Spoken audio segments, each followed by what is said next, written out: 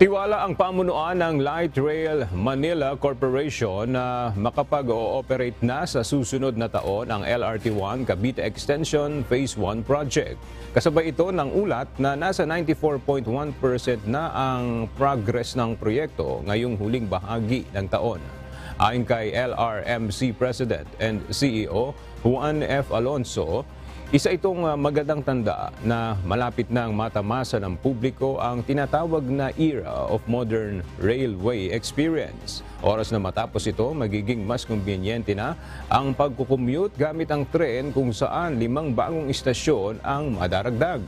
Kabilang dito ang Redemptorist Station na katabi lamang ng kasalukuyang Baclaran Station.